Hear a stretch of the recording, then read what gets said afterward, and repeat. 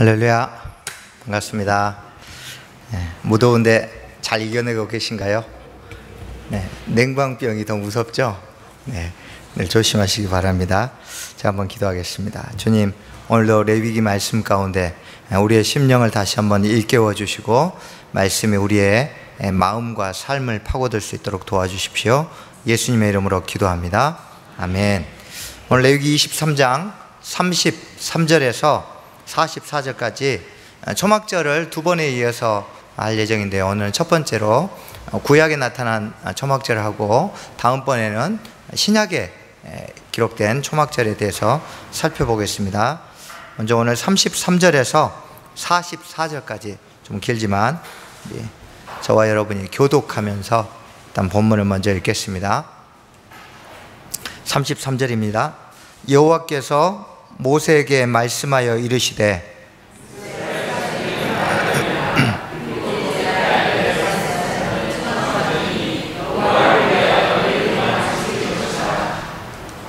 첫날에는 성회로 모일지니 너희는 아무 노동도 하지 말지며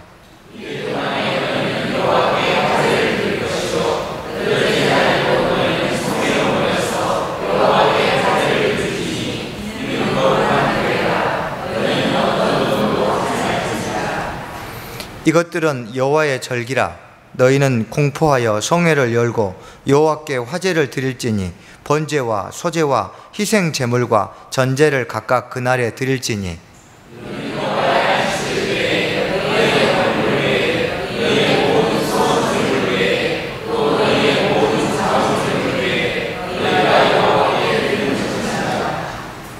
너희가 토지 소산 거두기를 마치거든 일곱째 달 15날부터 이래 동안 여호와의 절기를 지키되 첫날에도 안식하고 여덟째 날에도 안식할 것이요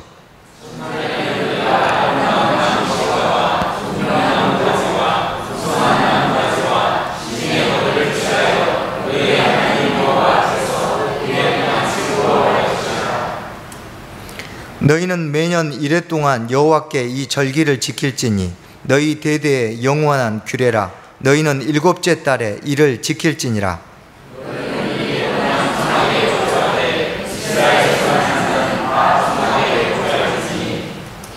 이는 내가 이스라엘 자손을 애굽 땅에서 인도하여 내던 때에 초막에 거주하게 한 줄을 너희 대대로 알게 함이니라. 나는 너희의 하나님 여호와이니라. 모세는 이와 같이 여호와의 절기를 이스라엘 자손에게 공포하였더라. 아멘. 초막절은요 히브리어로 스코트라고 하는데 이게 그대로 직역하면 초막들이라는 뜻입니다. 그래서 보통 우리가 이제 초막절과 같은 단어로 동의어로 장막절 또 수장절 이렇게 하는데 텐트를 의미하는 장막절은 엄밀하게 말하면 이 초막절과는 조금은 다른 의미입니다. 그래서 번역할 때는 오히려 초막절로 장막절이라 기록된 것도 이해하시면 되겠습니다. 종교적 관점에서 초막절이라면 농사적 관점에서는 수장절입니다. 이때 이제 5가지 열매를 다 추수하고 나서 이 열매를 오랫동안 먹을 수 있도록 저장하기 때문에, 예를 들면 무화과 같은 경우는 이렇게 꽉 눌러서 납작하게 만들어 가지고 말리거나 이런 식으로 해서 이제 곡식들을 다 저장하기 때문에 수장절이라고 말합니다. 우리 출애굽기 23장 16절 말씀 같이 한번 읽겠습니다. 수장절을 지키라.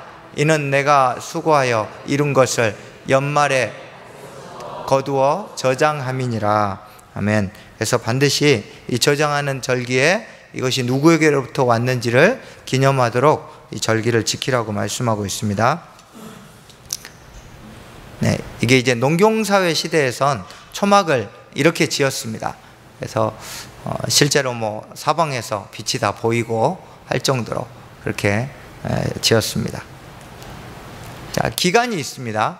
7번째 달 15일부터 22일까지 총 8일 동안을 이 초막절 기간을 치르는데 마지막 날, 첫째 날과 마지막 날은 유월절과 비슷하게 성회로 해서 노동을 금지시키고 안식일로 지킵니다. 이게 이제 현대 사람들은 초막절을 짓기 위해서 이렇게 시장에서 큰 종려나무 가지를 직접 구입합니다. 근데 이 초막을 지을 때 반드시 기준이 한 가지 있습니다. 다른 건 다 괜찮은데 별이 3개 이상 보여야 됩니다. 누웠을 때 별이 3개 이상 안 보이면 다시 한 개를 중간에 빼든지 해서 기준은 딱 하나예요. 별이 3개 보이는 걸 통해서 보통 일주일 전부터 아이들하고 같이 가가지고 이 초막을 준비한답니다. 그래서 들어가가지고 아이들한테 이제 출애굽 이야기를 쭉 해주는 거예요. 그러면 하늘의 별을 보면서 이 성경을 이들이 그대로 머릿속에 또 가슴속에 담아두는 거죠. 신명기 우리 6장 4절, 8장 4절 말씀 같이 한번 읽겠습니다. 시작.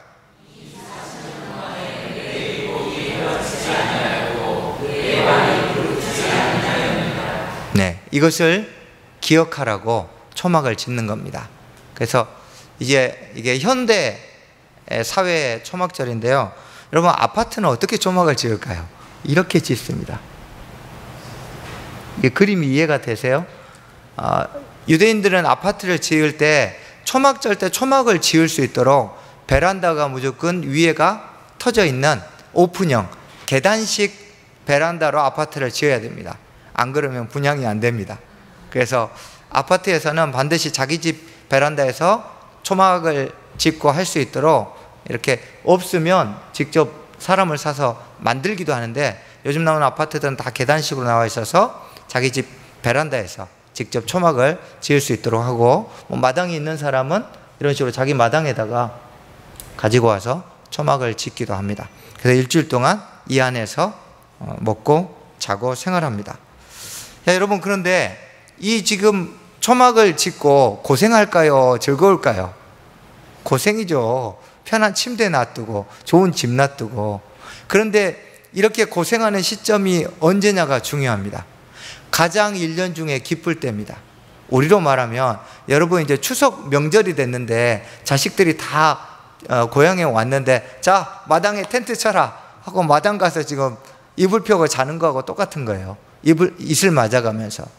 그러면 왜 이 과일을 추수하는 이 큰 기쁨, 한가위와 같은 이 추수의 큰 기쁨이 있는데 이 고통스럽고 고난을 자처하게 만드셨을까요? 왜냐하면 우리가 언제 고난의 때를 잊기 쉽습니까? 잘 될 때, 평안할 때, 좋을 때. 옛날에는 막 그렇게 없어가지고 박박 짜서 막 생활했는데 풍족하면 그때를 다 잊어버리죠. 그래서 가장 1년 중에 풍성할 때 이 초막 안에 들어가서 너희가 여기까지 온 것이 누구의 은혜인지를 기억하라는 거예요. 우리 마치 개구리 올챙이적 기억하라고 하는 속담처럼 너희가 이제까지 온 것은 다 주님의 은혜였다라는 걸 기억하는 거예요. 그래서 축복의 때 축복 자체에 안주하며 타락할 수 있는 인간의 본성, 문제가 해결되거나 좋은 일이 계속 생기면 죄에 대한 경계심이 사라지고 하나님을 사랑하고자 하는 열정들이 사라져가죠. 그래서 그럴 축복의 때에 반드시 기억하라는 겁니다. 고난 가운데 함께 하셨던 하나님은.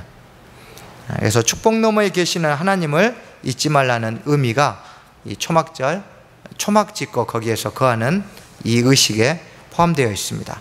그런데 이렇게 초막을 지으면서 마음으로 과거에 내 삶의 어려움 가운데 역사하셨던 하나님을 기억할 때 준비해야 될 게 4가지가 있습니다. 이것을 통칭하여서 아르바미님이라고 합니다. 이 아르바미님이라는 4가지 식물이라는 뜻인데, 이 아르바미님이라는 4가지를 초막절이 오기 전까지 다 준비했다가 이걸 가지고 이제 초막절 기간 동안 각각을 광야 생활을 기념하는 겁니다. 첫 번째는 여러분 잘 아시다시피 대추야자, 성경에서 종려나무라고 번역되어 있는데, 첫 번째 아르바미님은 종려나무입니다. 이것은 광야 생활 40년을 상징합니다. 그래서 이 광야 생활 동안 이스라엘 백성들이 힘들고 어려울 때, 물이 부족할 때마다 이 종려나무가 있는 곳을 찾아가요. 그럼 이 근처에는 항상 오아시스가 있습니다. 그래서 이 종려나무는 이스라엘 사람들이 광야할 때 가장 첫 번째로 떠올리는 거. 우리가 목말라 죽을 뻔했을 때, 그늘이 없어서 일사병으로 죽을 뻔했을 때 그늘이 되어주고 물을 제공해 준 이 종려나무는 이들에게 늘 하나님의 보호하심을 떠올리는 광야 생활 40년을 통칭하여 상징하는 그런 상징물입니다. 특별히 종려나무는 가장 죽이기 어려운 나무이기도 하고 가장 살리기 반대죠. 네, 가장 죽이기 어렵기도 하고 죽이기 쉽기도 한 나무입니다. 이건 다 베서 불로 이렇게 다 태우고 지져도 안 죽는답니다. 뿌리나 그루터기가 조금만 남아있어도 그 옆으로 다시 또 새순이 나와서 여기 보시는 것처럼 거대한 나무로 자랍니다. 그래서 이 종려나무의 식물명에 보면 피닉스, 불사조라는 단어가 들어가 있습니다. 그래서 종려나무는 부활을 상징합니다. 생명력을 상징합니다.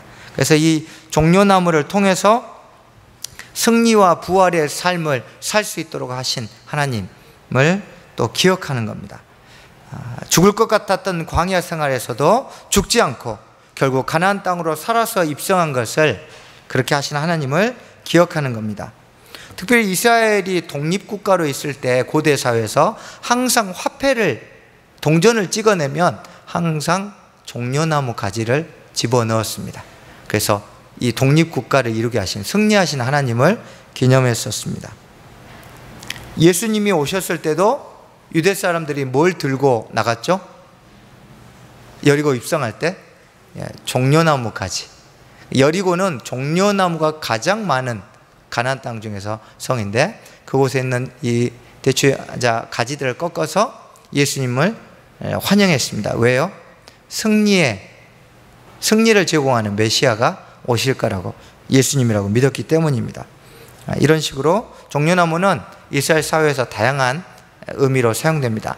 마지막으로 또 하나 종려나무는 다산의 의미가 있습니다. 이 종려나무를 뜻하는 히브리어가 타마르인데 많이 들어본 단어 아닙니까?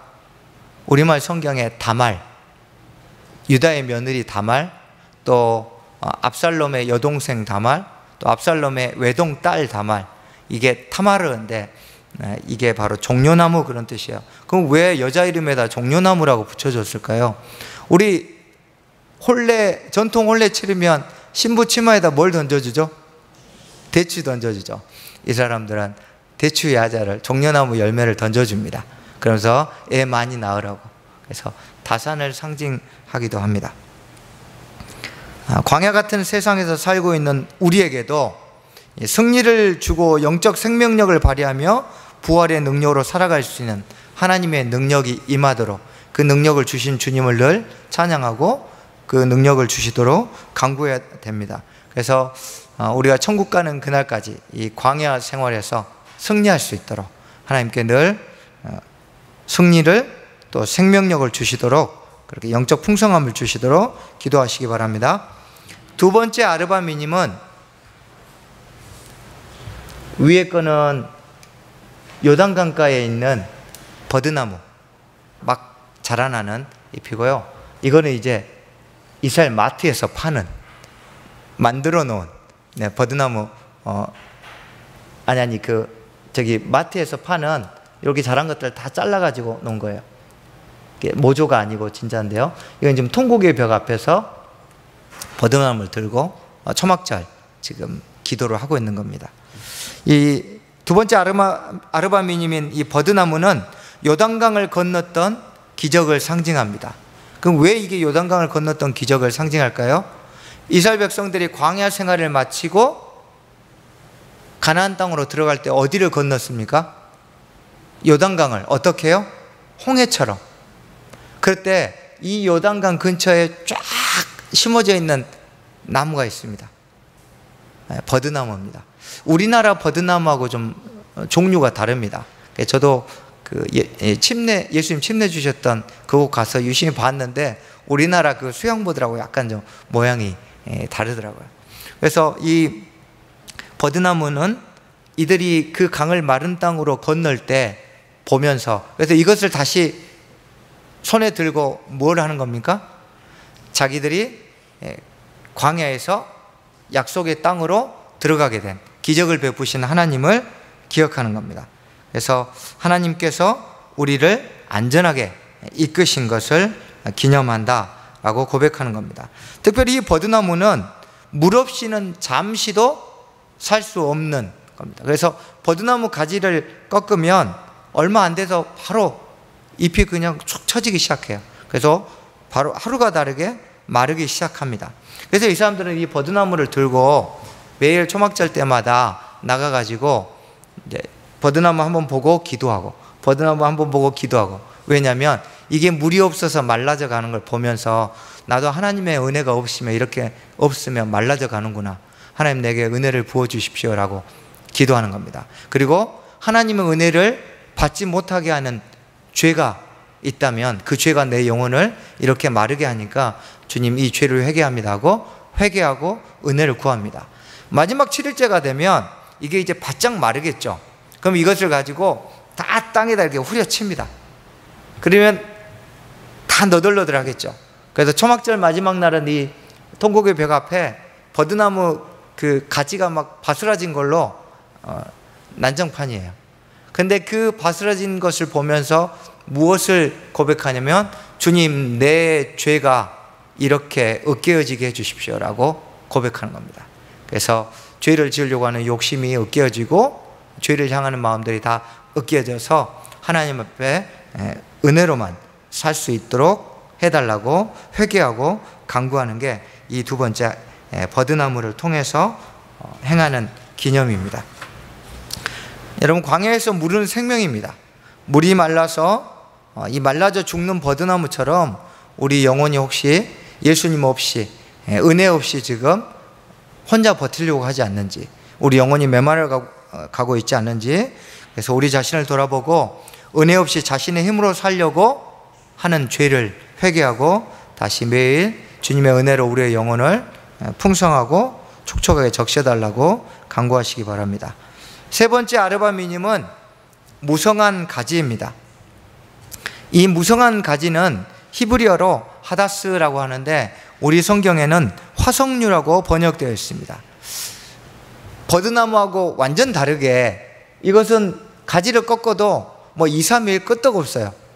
여전히 땅에 심겨놓은 것처럼 아주 싱싱하고 살아 있습니다. 그래서 이 화석류, 이 무성한 가지는 영생과 불멸, 나아가 성공과 축복을, 그래서 우리나라는 어떤 뭐 가게 개업하면 뭘 보내죠? 개업했다고 개업난, 신비디움이란 난을 보내죠. 여기는 개업하면 이 하다스 한 다발을 보낸답니다. 그래서 번창하시도록, 그만큼 이게 성공과 축복을 상징합니다. 그래서 험난한 광야에서 젖과 꿀이 흐르는 가나안 땅으로 성공적으로 입성한 것을 기념합니다. 하나님 우리를 약속하신 땅에 안전하게 성공적으로 이렇게 싱싱하게 살아있듯이 우리가 지치지 않고 신발도 헤어지지 않고 옷도 헤어지지 않고 잘 도착할 수 있도록 은혜 주신 것 감사합니다 라고 하면서 젖과 꿀이 흐르는 땅에 인도하신 하나님을 높이는 겁니다. 여러분, 젖과 꿀이 흐르는 땅은 어떤 땅일까요? 정말 막 산에서 젖이 흐를까요? 지나다니며 꿀이 흐를까요? 구약 성경에 총 18번 기록되어 있는데 젖과 꿀에서 젖은 가축을 의미하고 꿀은 과일을 가리킵니다. 젖을 어떻게 얻습니까? 가축이 잘 자라야죠.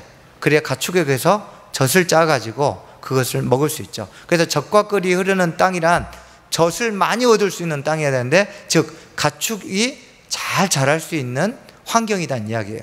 그래서 이스라엘을 보면 강수량은 그렇게 많지 않지만 이슬이 내리는 양이 어마어마합니다.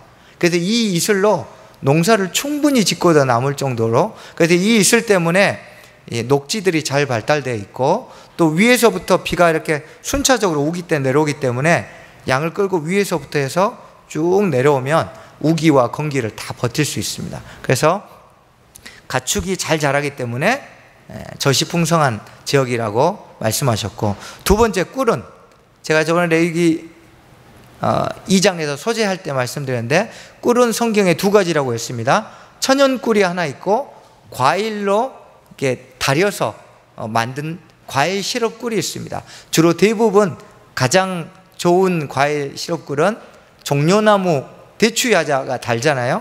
그걸 가지고 달여서 꿀을 만듭니다.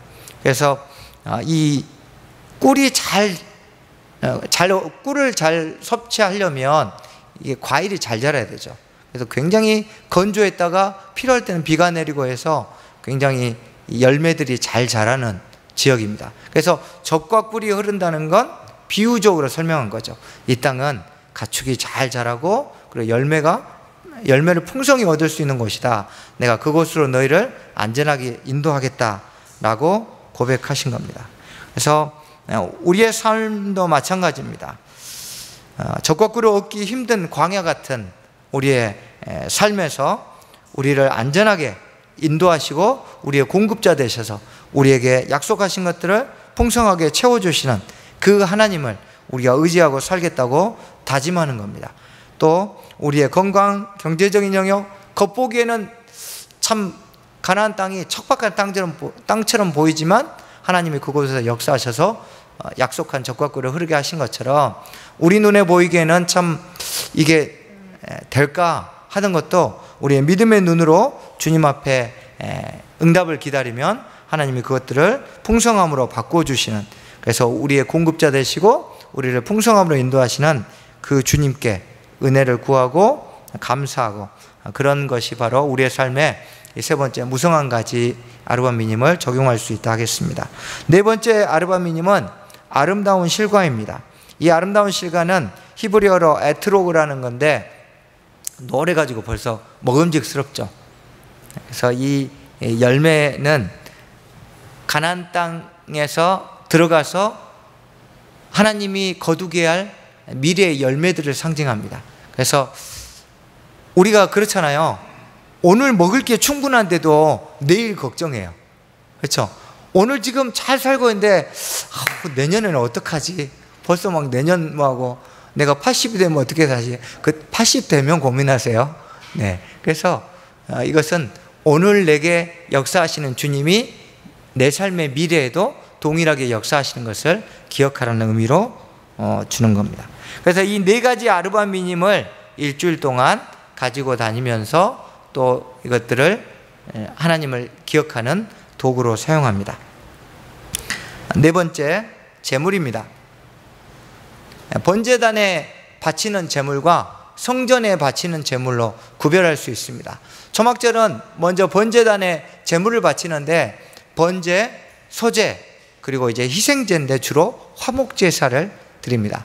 그리고 전제, 붓는 거예요. 다만 평소에는 제사장들이 제물 위에다 포도주를 붓습니다. 그런데 초막절기 때만 물과 포도주를 함께 붓습니다. 왜 물을 붓는지는 또 다음번 초막절 2에서 한번 같이 좀 살펴보도록 하겠습니다. 이렇게 네 가지의 제사를 지내고, 그 다음 성전에 바치는 제물, 같은 고르반이란 제물인데 번제단에서 태우는 고르반이 있고 성전에 쓸 물건으로 바치는 고르반이 있습니다. 이 두 번째가 그렇게 바치는 고르반인데, 이제 1년 동안 곡식들을 다 거두었잖아요. 가축도 지금 다 있잖아요. 여기서 이제 11조를 고른 겁니다. 예를 들면 이렇게 골라요. 자기 우리에 있는 양이 100마리예요. 그러면 우리 생각에는 그 중에 10마리를 이렇게 꺼내와서 11조를 드릴 거라고 생각하죠. 그러면 살찐 걸 드리겠습니까? 살 안 찐 걸 드리겠습니까? 여러분은 믿음이 좋으셔서 살찐 걸 드릴지 모르지만 사람 마음이요, 병들고 약간이라도 좀 무게가 덜 나가는 걸 자꾸 고르고 싶죠. 그래서 이것을 이제 방지하려고 우리가 있으면 이 입구에 주인이 있고 아들이 가서 양을 몹니다. 그럼 양들이 막 섞이다가 나가죠. 그때 나가면 10번째, 20번째, 30번째에서 자기가 임의대로 고르지 않고 무작위적으로 양들이 나갈 때 그 순서를, 그래서 하나님께 드리는 마음이 현물을 보고 흔들리지 않도록. 우리도 지갑에서 분명히 10,000원을 헌금하려고 꺼내는데 딱 50,000원짜리예요. 그럼 어떻게 하실래요? 네, 그땐 그냥 50,000원짜리 넣고 다시 10,000원짜리 하셔도 되는데, 네, 그만큼 우리 마음으로 드리는 것이 방해받지 않도록 하려고 그런 장치들을 많이 마련해 두었습니다. 그래서 이렇게 11조 또 내가 당분간 뭐 하나님께 이렇게 하겠다 1년 동안 해서 서원할 때 바치는 물건도 여기 이 초막절 때 드립니다. 그래서 다음 초막절이 될 때까지 내가 이런 것들 이렇게 하겠다 하고, 또 추수감사 했으니까 당연히 얻은 소득 곡식과 열매 중에 일부를 하나님께 감사함으로 감사 헌금으로 또 드리죠. 그리고 그 외에도 여러 가지 다양한 고르반들을 드려요. 그래서 1년 중에 성전 창고가 가장 많이 채워지는 때가 또 이때입니다. 그래서 이때 얻은 것 가지고 성전도 운영이 가능하죠. 그런데 이 제물은 숫자가 중요합니다. 초막절에서 제물은 다른 거 기억할 필요 없어요. 도대체 몇 마리를 어떻게 드리느냐가 아주 중요합니다. 초막절의 핵심 포인트가 제물에도 들어있습니다. 첫날에는 수소 13마리를 드립니다. 그리고 순양 2마리, 어린 순양 14마리를 드리는데 핵심은 수소가 매일 1마리씩 줄어듭니다. 그래서 보시면 첫째 날 13마리부터 해가지고 12, 11, 19, 8, 7 해가지고 다 합치면 70마리가 됩니다. 그래서 초막절은 모든 제물이 다 7과 관련되게 만듭니다. 왜냐하면 7은 하나님과 하나님의 백성이 언약을 맺었을 때 그 언약을 의미하는 숫자가 7입니다. 완전한 계약. 그래서 모든 그 제물과 관련된 것은 다 7과 관련됩니다. 하나 더 보시면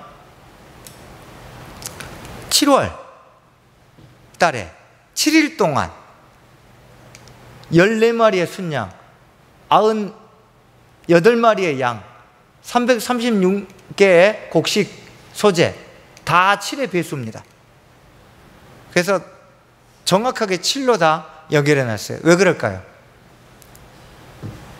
7은 하나님이 완전하게 약속하셔서 내가 반드시 너희의 하나님, 너희의 구원자가 될 거다라는 걸 말하는 거예요. 의미합니다. 그래서 이 초막절은 메시아가 오기로 약속한 날이라고 믿습니다. 왜냐하면 이 숫자 언약 때문에.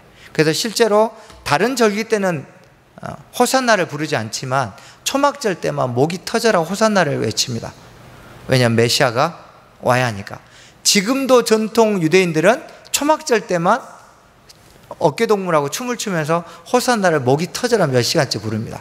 메시아를 보내달라고. 그래서 이 초막절의 제물 안에도 이 구속에 대한 속량할 메시아를 간구하는 것들이 포함되어 있습니다.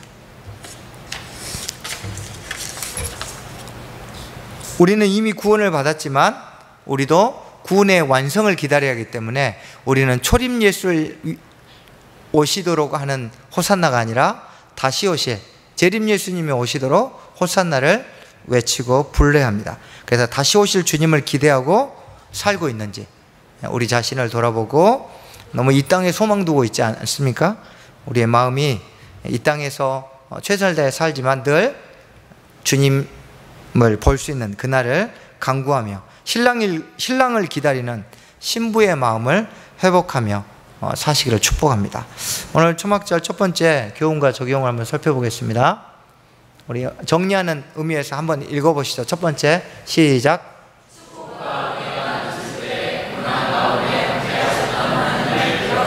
네, 두 번째. 세 번째.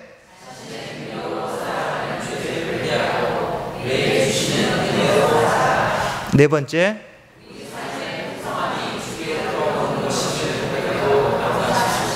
자, 마지막 다섯 번째. 다시 오실 주님을 기대하고 기다리는 거룩한 신부로 살아가십시오. 아멘. 우리 같이 제목 가지고 기도할 텐데 5가지 중에 내가 좀 부족한 부분들 가지고 함께 기도했으면 좋겠습니다.